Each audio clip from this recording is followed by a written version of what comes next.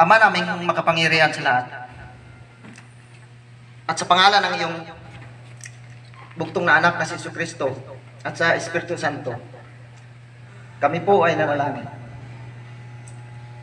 Lord, sabi mo sa iyong banal na kautusan sa Awit chapter 34 and verse 7, ang anghel ng Panginoon ay umahantong sa buong palibot sa nangatatapot sa Kanya at ipinagsasanggalang sila. Ang ibig sabihin nun ay ganito: kung tayo ay may takot sa Diyos at sinusunod natin ang Kanyang mga utos, ang Kanyang mga aral na nakasulat sa Biblia, ang Diyos ay nagpapadala ng mga anghel para sa iyo, para bantayan ka, gabayan, proteksyonan sa